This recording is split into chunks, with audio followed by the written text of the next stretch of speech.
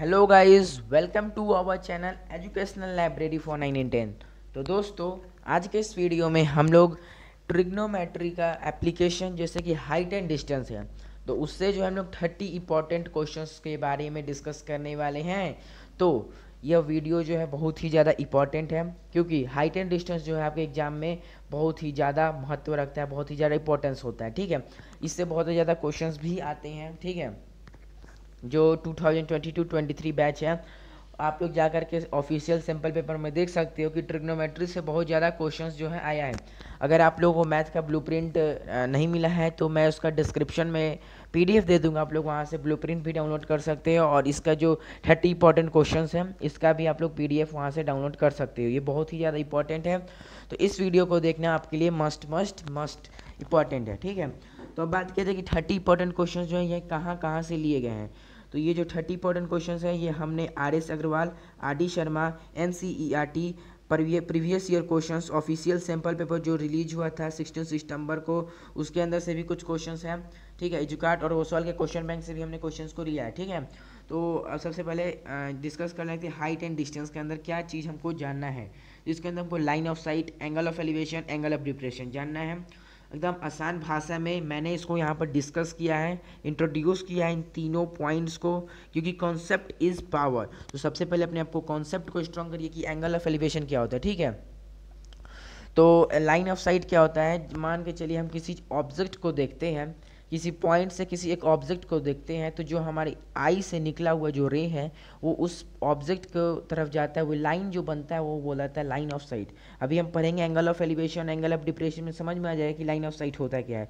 तो angle of elevation क्या होता है, मान के चलिए कि हम जो है किसी नीचे खड़े हैं। ठीक है, नीचे खड़े हैं और किसी बिल्डिंग को ऊपर देख रहे हैं, तो हमारा जो आई है उसको हम लोग ऊपर उठा रहे हैं। ठीक है, तो जो एंगल ऑफ एलिवेशन बनेगा ग्राउंड के साथ, तो उसी को कहा जाता है एंगल ऑफ एलिवेशन। और मान के चलिए हम लोग जो है जिस बिल्डिंग नीचे से जिस बिल्डिंग को देख रहे थे, अब हम लोग उसी बिल्डिंग के टॉप पर चले गए और उस पॉइंट को देख रहे हैं, उस टॉप बिल्डिंग से हम उस पॉइंट को देख रहे हैं, तो उसी को बोला जाता है एंगल ऑफ डिप्रेशन। ठीक है, तो एंगल ऑफ डिप्रेशन क्लियर हुआ, एंगल ऑफ एलिवेशन क्लियर हुआ। ठीक है, और लाइन ऑफ साइट क्या होता है पढ़ेंगे इसको, जो अब आप लोग पढ़ेंगे कि लाइन ऑफ साइट क्या होता है, तो आपको समझ में आ जाएगा कि क्या हो लाइन ऑफ साइट में क्या बोलना चाह रहा था। ठीक है, तो ये समझ में आ गया। हॉरिजॉन्टल लाइन, वर्टिकल लाइन समझ में आता है। हॉरिजॉन्टल लाइन ये होता है और वर्टिकल लाइन ये होता है। ठीक है, ये तो हम लोग बहुत ही पिछले क्लासेस में ही पढ़े रहे हैं, तो ये उतना डिफिकल्ट नहीं है। ये हमको मतलब कि हॉरिजॉन्टल लाइन वर्टिकल लाइन में क्वेश्चंस आएंगे, इसीलिए मैंने बता दिया। ठीक है, और ये जो है क्वेश्चंस है, अगर आप लोगों को सेल्फ प्रैक्टिस करना है तो आप लोग इस क्वेश्चन को सेल्फ प्रैक्टिस कर सकते हो। यहाँ पर जो मैंने 30 क्वेश्चंस को लिया है, ठीक है, 30 क्वेश्चंस यहाँ पर है, और उसके बाद जो है यहाँ से जितने भी क्वेश्चंस मैंने आप लोगों को ऊपर दिए हैं, क्वेश्चन सहित ऊपर नीचे आंसर भी दिया गया है। तो ये जो है आप लोगों के 30 क्वेश्चंस हैं। ठीक है, इसका पीडीएफ मैं डिस्क्रिप्शन बॉक्स में दे दूँगा, आप लोग वहाँ से इसको डाउनलोड करके अपने क्वेश्चंस को सबसे पहले वाले पेजेस से क्वेश्चन को करना है, उसके बाद अगर नहीं आता है तो आंसर को देख सकते हो। बहुत ही आसानी से मैंने किया है, एकदम आसानी से समझ में आ जाएगा। ठीक है, तो देख सकते हो इसके अंदर बहुत ही मैंने एकदम इजी लैंग्वेज का यूज किया है। डायग्राम भी जो है मैंने बहुत ही इजी बनाया, जैसे डायग्राम ये देख सकते हो कितना आसान डायग्राम है।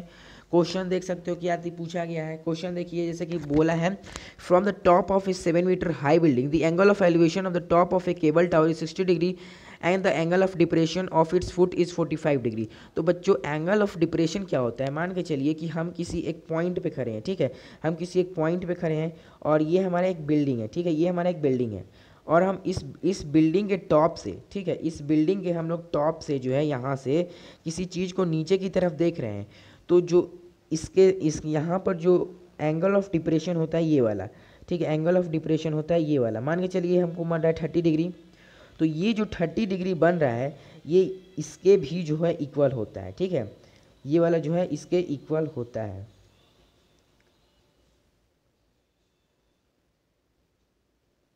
ठीक है,